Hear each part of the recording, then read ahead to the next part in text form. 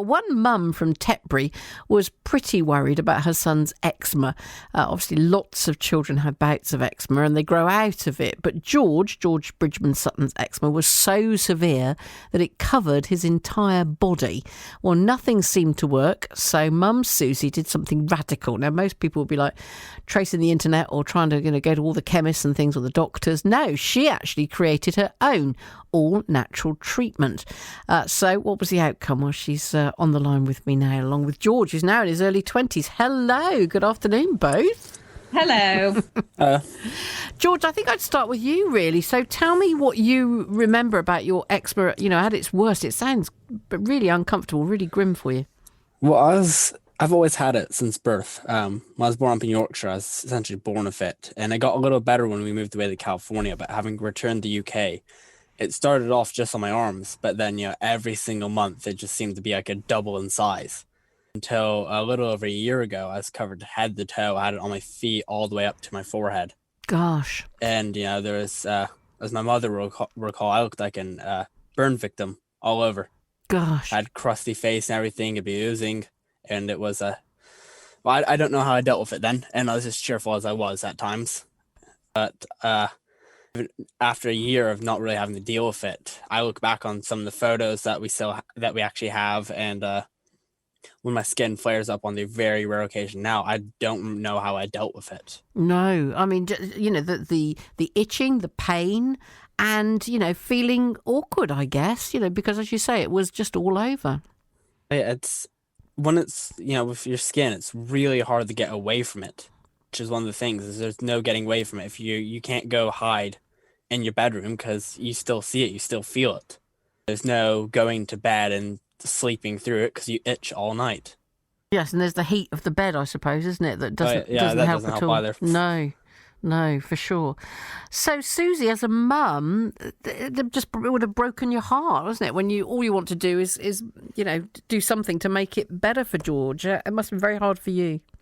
Yeah, it was really horrible, particularly at mealtime, sitting across and seeing him attempt to eat with his hands in the condition that they were. That was sort of when it was really, really brought home to me. And it affects his life in so many ways. It stripped him of all of his confidence. He struggled to go out and do the things that you would want your teenager to go out and do and have fun because of it. Yeah. So you must have, I guess, started to try out all sorts of treatments over the years. Yeah, there's really not anything that we haven't bought. He's been under the care of his GPs. We sent him privately to see a dermatologist to see what else could potentially be done. He faithfully did everything the doctors told him to do, used every cream they sent him home with. And then I was constantly buying every new miracle cream that came on the market. And we were just always trying something new, hoping that would be the thing that would help him. That must have been a roller coaster for you, George, because every time you cracked open a new tub or something, you'd think, okay, this could be it. This is the one.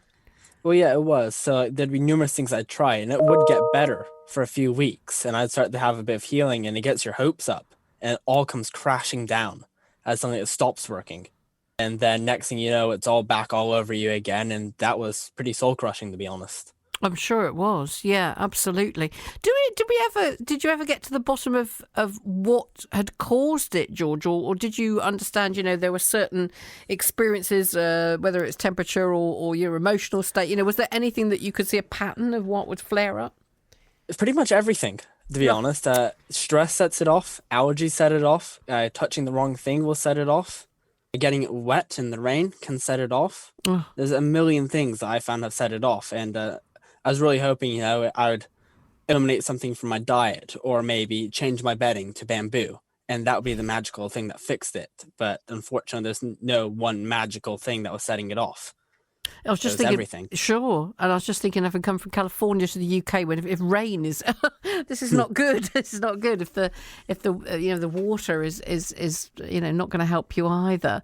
So Susie, you went a different route to a lot of people, because I think a lot of people would have continued on that sort of effort to, okay, let's see what else is out there, what's new, keep drumming ahead. But you decided to pull back and say, okay, can I do something? What made you go that route when most people wouldn't have done it?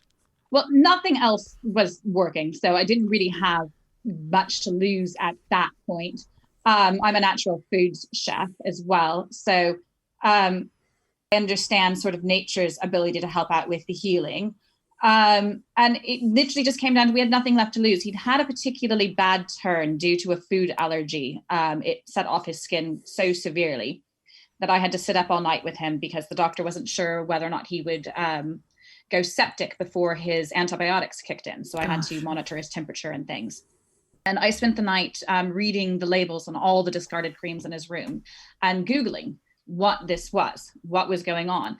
And I mean, one of the things that I really sort of found out was even in some of the stuff that we were buying that was vegan and all natural, it was just filled with petrochemicals and plastics and waxes, things that weren't actually going to affect any level of change on his skin. And so many of them are known sensitizers. So it boggles my mind that that's what the GPs are being given to prescribe.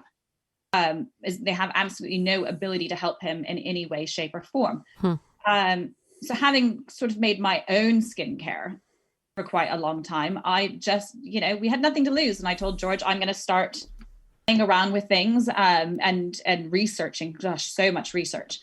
And I think he thought, frankly, that I was crazy at I was first. just going to say, George, what did you think about your mum said as a chef? I'm going to start playing around with things and see what happens. What were your first thoughts? I definitely thought she's crazy a bit. So well, thank goodness. Susie, for you, presumably you'd written down the recipe because there's nothing worse, is there? You think, I've cracked it. Now, what did I put in it? Yeah. Thankfully, I learned that lesson a long time ago. Yes, I still have the book. I'm just, with everything crossed out, starting over, changing the different, the levels of the ingredients and the weights and things like that. Thankfully, we had kept that. And then as George's skin cleared, other people started asking to give it a go. And you were a walking advert, George. He was a walking advert. He actually really is the best one. So this then sort of started to get bigger. Did you plan, when did it come into your head that, okay, this might be a business, this might be more than just George? It was months later after George, and everybody was trying it and everybody was having the same results with it and everything.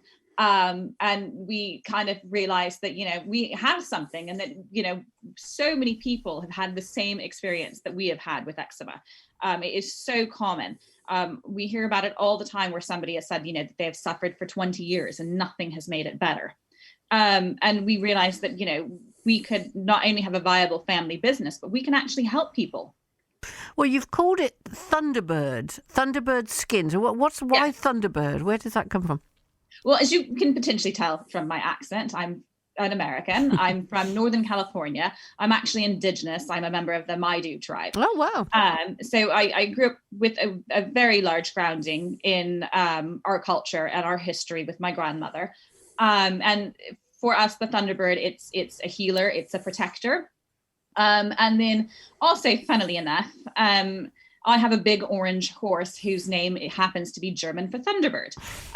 So between all of those things, it just kind of seemed a great choice. Yeah. So it's one thing to have, I'm sure there's lots of people who have ideas, not this idea, but have ideas at the kitchen table or scribble it down on a piece of paper by the bed at night. And then it never goes any further. But you kind of, you had to see it through. And presumably if it's going to be something that's going to be used on skin, you've got to get everything right. You've got to go through all the official channels. Yeah, there's a lot of testing to be done. I bet there is. Yeah. And paperwork, presumably.